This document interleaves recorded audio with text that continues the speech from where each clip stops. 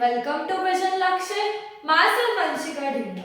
Today we are going to do the secondary functions of commercial bank. In the last lecture we have studied primary functions of commercial bank. What were the primary functions? Accepting deposits and advancing loans. Today we are going to do the secondary functions of commercial bank.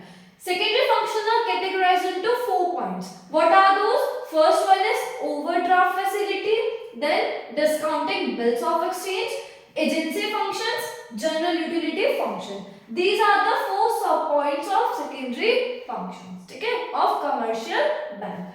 The very first is overdraft facility. Overdraft facility क्या होता है? Bank का secondary function है ये commercial bank का. देखो overdraft facility में क्या होता है, हमें कस्टमर को अलाउ करा जाता है to overdraw his current account. Overdraw का मतलब क्या होता है, हमारे बैंक अकाउंट में करंट अकाउंट में मान लो कितना भी पैसा है, सपोज 5 लाख है, बैंक हमें क्या करता है, कमर्शियल बैंक क्या करता है, हमें फैसिलिटी प्रोवाइड करता है कि हम लोग उस अमाउंट से जितने भी अमाउंट हमारे बैंक में इस टाइम पे है उससे क्या होता है, ज्यादा अमाउंट हम ओवरड्रॉ कर सकते हैं. ठीक है, ये हम इस फैसिलिटी को क्या कहते हैं, ओवरड्राफ्ट फैसिलिटी. मतलब हमें अलाउ करा जाता है ओवरड्रॉ करने के लिए. ओवरड्रॉ मतलब बियॉन्ड आवर लिमिट. ठीक है, हम लोग उस लिमिट से ज्यादा अमाउंट क्या कर सकते हैं, विथड्रॉ कर सकते हैं. अब हमें क्या होता है, जब मान लो हमने ज्यादा अमाउंट विथड्रॉ करी है तो इंटरेस्ट देने के टाइम पे हमें जो इंटरेस्ट लगेगा वो क्या होगा, ज्यादा लगेगा, क्योंकि हमारी जो अमाउंट एक्स्ट्रा हमने क्या करी है, विथड्रॉ करी है, उस एक्स्ट्रा अमाउंट पे भी हमारा इंटरेस्ट जाएगा. ठीक है, तो ये हमारी क्या होती है, ओवरड्राफ्ट फैसिलिटी, कि हम लोग अकाउंट में ओवरड्रॉ कर सकते हैं. ठीक है, बियॉन्ड आवर लिमिट हम लोग पैसा विथड्रॉ कर सकते हैं. सेकेंड सेकेंडरी फंक्शन क्या है हमारा, डिस्काउंटिंग बिल्स ऑफ एक्सचेंज. क्या होता है discounting bills of exchange? Holder जो भी क्या कर रहा है, अकाउंट होल्ड कर रहा है उस जगह पे, उसका होल्डर, किसका होल्डर, बिल्स ऑफ एक्सचेंज का होल्डर. ठीक है, वो क्या कर सकता है, बिल डिस्काउंट करा सकता है मैच्योरिटी पीरियड से पहले. सपोज मेरा 3 साल का मैच्योरिटी पीरियड है, तो जो भी होल्डर, मैं होल्डर हूँ, ठीक है, उस मेरा एक बिल ऑफ एक्सचेंज है, उस बिल ऑफ एक्सचेंज के होल्डर ना हूँ, मेरा मैच्योरिटी पीरियड 3 इयर्स है, तो डिस्काउंटिंग बिल्स ऑफ एक्सचेंज मतलब सेकेंडरी फंक्शन का second point discounting bills of exchange मुझे ये फैसिलिटी प्रोवाइड करता है कि मैं उस 3 इयर्स से पहले मैच्योरिटी जो कि 3 इयर्स है, उस मैच्योरिटी पीरियड से पहले मैं क्या कर सकती हूँ, अपना बिल ऑफ एक्सचेंज करा सकती हूँ. ठीक है, बिल डिस्काउंट करा सकती हूँ. Got it. ठीक है, holder of bill of exchange क्या कर सकता है, अपना बिल डिस्काउंट करा सकता है बिफोर मैच्योरिटी.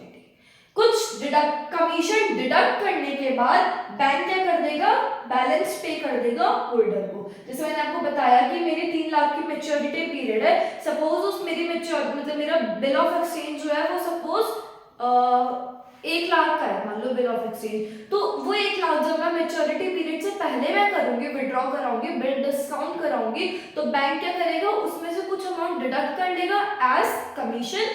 वो डिडक्ट करने के बाद क्या करेगा, बाकी बैलेंस जो होगा वो मेरे को दे देगा. मैं कौन हूँ, होल्डर. ठीक है, कमीशन डिडक्ट करने के बाद जितना भी बैलेंस बचेगा वो किसको दे दिया जाएगा, होल्डर को दे दिया जाएगा. किसके अंदर, discounting bills of exchange. Third function हमारे सेकेंडरी फंक्शन में, थर्ड फंक्शन क्या है, एजेंसी फंक्शन. बैंक क्या करता है, अपने कस्टमर्स को कुछ ना कुछ एजेंसी फंक्शंस प्रोवाइड कराता है. कौन कौन से एजेंसी फंक्शन होते हैं, पहला ट्रांसफर ऑफ फंड्स, हमें क्या करता है, फंड्स वगैरह ट्रांसफर कराने में हेल्प करता है. Purchase and sale of securities, bank हमें ये फैसिलिटी प्रोवाइड कर सकता है, कराता है कि हम लोग क्या कर सकते हैं, सिक्योरिटी को परचेज भी कर सकते हैं और सेल भी कर सकते हैं. ठीक है, ये सारे हमारे किसके अंदर आएंगे, एजेंसी फंक्शन.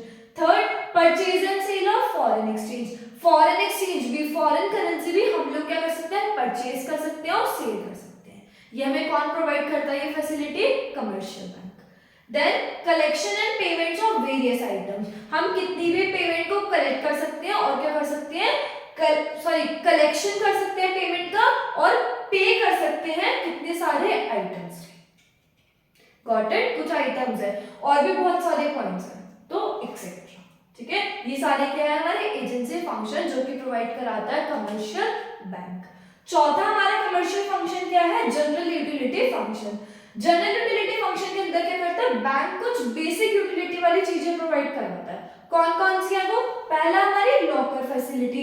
बैंक क्या करते हैं, अपने कस्टमर्स को लॉकर फैसिलिटी प्रोवाइड कर सकते हैं कि हम लोग अपने नेसेसिटीज को, बेसिक ऐसे ये लग्जरीज को हम लोग क्या कर सकते हैं, बैंक में जाके लॉकर में प्रॉपर्ली स्टोर कर सकते हैं, ठीक है, विदाउट एनी इनसिक्योरिटी, ठीक है। लॉकर फैसिलिटी प्रोवाइड करता है। ट्रैवलर्स चेक, बैंक हमें कौन सी फैसिलिटी देता है? ट्रैवलर्स चेक, मतलब ट्रैवल के लिए भी हमें क्या करते हैं, ट्रैवलर चेक प्रोवाइड करा जाता है।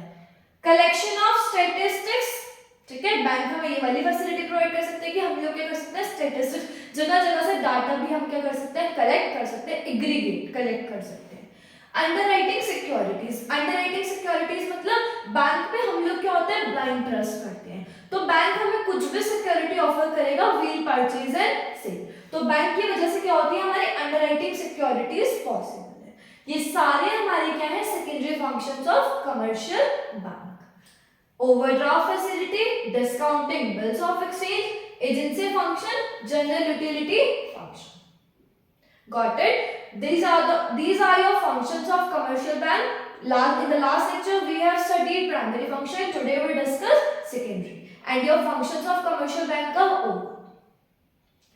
Hope you like the video and आपको प्रॉपर समझ में आ गया होगा कि क्या क्या प्राइमरी फंक्शन होते हैं और क्या क्या सेकेंडरी फंक्शन। मैंने फ्लो चार्ट इसीलिए ड्रॉ करा है कि आपकी बेसिक अंडरस्टैंडिंग हो सके इस फ्लो चार्ट के थ्रू कि कौन सी चीज क्या है, ठीक है। If you like our video, please like, subscribe and share more and more. Thank you so much.